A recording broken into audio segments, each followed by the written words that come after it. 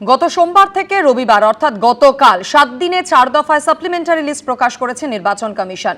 গতকাল প্রকাশিত চতুর্থ তালিকায় নাম রয়েছে প্রায় 2 লক্ষে। প্রশ্ন উঠছে, শেষ পর্যন্ত এসআইআর এ কত ভোটারের নাম বাদ যাবে? সূত্রের খবর, সব মিলিয়ে এখনো পর্যন্ত সংখ্যাটা 80 লক্ষ ছাড়িয়ে গিয়েছে। মোট বিবেচনাধীন থাকা ভোটারের সংখ্যা ছিল 60,06,675। তার মধ্যে গতকাল সন্ধে পর্যন্ত মোট 40 লক্ষ নামের নিষ্পত্তি হয়েছে। সূত্রের দাবি, তার মধ্যে 44 থেকে 45% নামই বাদ গিয়েছে। ফলে সংখ্যাটা গিয়ে দাঁড়াতে পারে 18 লক্ষে।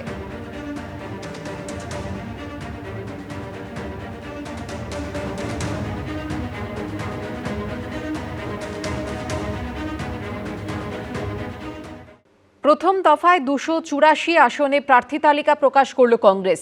বহরমপুর থেকে প্রার্থী করা হয়েছে অধীর চৌধুরীকে, মালতীপুরে প্রার্থী মৌসম নূর, এছাড়াও নেপাল মাহাতো, মোহিত সেনগুপ্তদের প্রার্থী করেছে কংগ্রেস।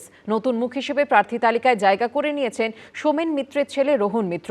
প্রার্থী হয়েছেন আশুতোষ চট্টোপাধ্যায়, সুমন রায়চৌধুরী, প্রদীপ প্রসাদ, মিল্টন রশিদরা। তবে প্রথম তালিকায় নাম নেই প্রদেশ কংগ্রেস সভাপতি শুভঙ্কর সরকারের। একদিকে একঝাঁক তরুণ ও নতুন মুখ, অন্যদিকে বর্ষিয়ান ও পোড় খাওয়া নেতা। রবিবার তারুণ্য ও অভিজ্ঞতার মিশেলে ভারসাম্যের প্রার্থী তালিকা প্রকাশ করল কংগ্রেস। ভবানীপুর এবং নন্দীগ্রাম দুটি আসনেই প্রার্থী দিল তারা।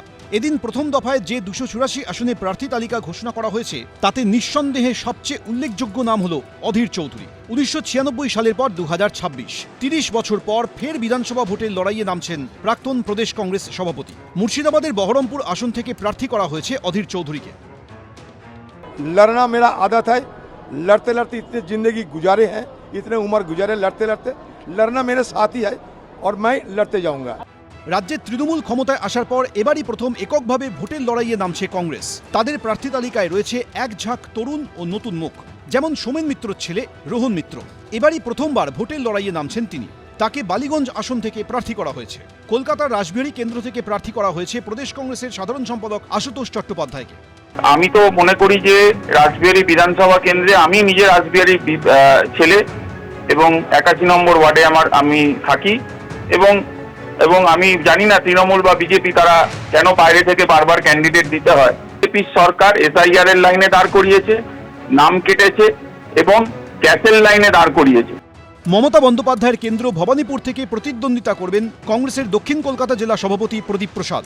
শুভেন্দু অধিকারীর কেন্দ্র নন্দীগ্রামে কংগ্রেস প্রার্থী করেছে দলের যুবমুখ শেখ জরিয়াতুল হোসেনকে। উত্তর দিনাজপুরের চাকুলিয়ায় তরুণ নেতা আলী ইমরান রামজ ভিক্টরের ওপরে আস্থা রেখেছে কংগ্রেস। বীরভূমের হাসনে ফের প্রার্থী হয়েছেন মিল্টন রশিদ। বিধাননগরে কংগ্রেসের প্রার্থী রণজিৎ মুখোপাধ্যায়। রাজারহাট গোপালপুর কেন্দ্রে কংগ্রেসের প্রার্থী নতুন মুখ পার্থ ভৌমিক। মানিকতলা থেকে প্রার্থী করা হয়েছে সুমন রায়চৌধুরীকে।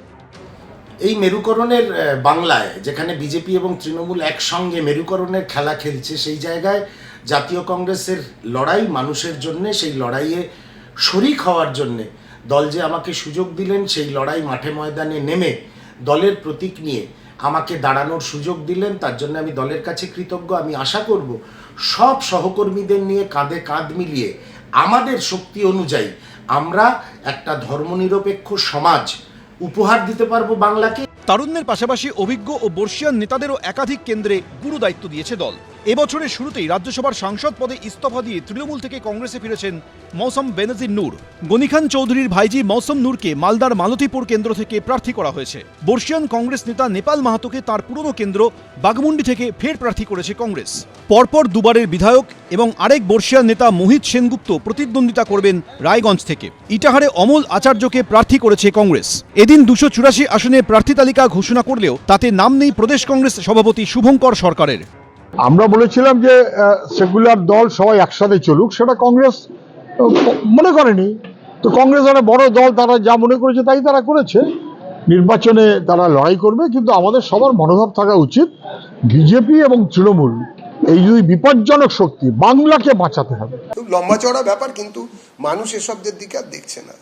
একটা প্রাগৈতিহাসিক দল, সাইনবোর্ডটাও খুঁজে পাওয়া কি কোনো জায়গায় মুশকিল। কয়েকটি জায়গায় নাম কাওয়াস্তে আছেন। কলকাতার শেফ শিবরাত্রির শোলতে তিনিও নিভে গেছেন। সুতরাং এখন বাকিটা ইতিহাস পড়বে। গত বিধানসভা ভোটে কোনো আসন পায়নি কংগ্রেস, তবে 24-এর লোকসভা ভোটে মালদা দক্ষিণ আসনে জেতেন কংগ্রেসের ঈশা খান চৌধুরী। এবার 26-এর বিধানসভা ভোটে কি শূন্যের গেরো কাটবে? আশাবাদী কংগ্রেস। উজ্জ্বল মুখোপাধ্যায়, শিবাশিস মৌলিক, বিটন চক্রবর্তী, এবিপি আনন্দ। দীর্ঘ ৩০ বছর পর এবার ফের বিধানসভা ভোটে লড়াইয়ে অধীর রঞ্জন চৌধুরী। বহরমপুর থেকে তাকে প্রার্থী করল কংগ্রেস। প্রার্থী হয়েই বললেন, লড়াই করা আমার অভ্যেস। বহরমপুরে অধীর চৌধুরী কি তার হারানো জমি ফিরে পাবেন, সেটাই এখন দেখার। लड़ना मेरा आदत है, लड़ते लड़ते इतने जिंदगी गुजारे हैं। নবাবের জেলায় এখন আক্ষরিক অর্থেই তিনি মুকুটহীন সম্রাট। প্রদেশ কংগ্রেস সভাপতির পদ নেই, নন সাংসদও। দীর্ঘ ৩০ বছর পর এবার ফের বিধানসভা ভোটের লড়াইয়ে অধীর রঞ্জন চৌধুরী। मैं पार्टी के एक फौज हूँ, पार्टी का एक फौज हूँ।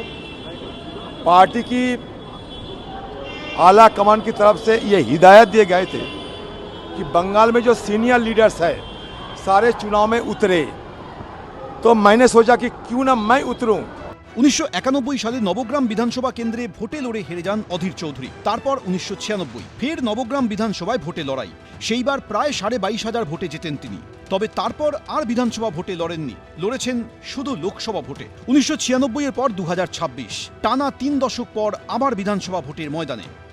पार्टी की आदेश और हिदायत के मुताबिक मुझे लगा कि जब जोखिम हालात होते हैं तब खुद को पार्टी की सहायता करने के लिए, मदद करने के लिए जमीन पे उतरना एक धर्म होते हैं, मान लीजिए कि राजनीतिक धर्म होते हैं। तो मैं इसलिए पार्टी की हिदायत को मानते हुए चुनाव में मैं भाग लेने, शिरकत करना चाहते थे और एक उम्मीदवार की हैसियत से मैं उतरने की तैयारी भी कर रहा हूँ। বহরমপুরে বারবার অপরাজেয় থেকেছেন অধীর চৌধুরী। তবে তাল কেটেছে 2024 লোকসভা নির্বাচনে। হাতছাড়া হয়েছে ডাবল হ্যাট্রিক। 2019 লোকসভা নির্বাচনে বহরমপুর আসনের তৃণমূল প্রার্থী ইন্দ্রনীল সেনকে 3,56,567 ভোটে হারান অধীর চৌধুরী। পশ্চিমবঙ্গের 42টি আসনের মধ্যে সবচেয়ে বেশি ব্যবধানে জেতেন অধীর চৌধুরী। কিন্তু 2024 লোকসভা নির্বাচনে প্রাক্তন ক্রিকেটার ইউসুফ পাঠানের কাছে 85,000-এর বেশি ভোটে হেরে যান তিনি। যদিও বহরমপুর বিধানসভা কেন্দ্রে এগিয়েছিলেন অধীর চৌধুরী, সেখানে ভোট পেয়েছিলেন 83,000-এর বেশি। বিধানসভা নির্বাচনে এবার তাঁর লড়াই তৃণমূলের নারুগোপাল মুখোপাধ্যায় এবং বিজেপির সুব্রত মৈত্রর সঙ্গে। তবে গড় পুনরুদ্ধারে আত্মবিশ্বাসী অধীর চৌধুরী। लड़ना मेरा आदत है, लड़ते लड़ते इतने जिंदगी गुजारे हैं, इतने उम्र गुजारे लड़ते लड़ते। लड़ना मेरे साथी है और मैं लड़ते जाऊंगा। একসময় মোটর বাইক চেপে গোটা বহরমপুর শহর চক্কর দেওয়া সেই যুবক এখন প্রবীণ নেতা। সময় বদলেছে, বহরমপুর পাল্টেছে, পাল্টাতে হলো অধীর চৌধুরীকেও। তাই লোকসভার ভোটে হেরে এবার বিধানসভার পরীক্ষায় নামতে হলো তাঁকে। অধীর চৌধুরী কি তাঁর হারানো জমি ফিরে পাবেন 2024 থেকে 2026? বহরমপুরবাসী কি অধীরের জন্য অধীর আগ্রহী অপেক্ষা করছিল, নাকি ভুলতে বসেছে তাদের একদা রবিনহুডকে? উত্তর মিলবে চৌঠামে। এবিপি আনন্দ। এবিপি আনন্দ, এগিয়ে থাকে, এগিয়ে রাখে।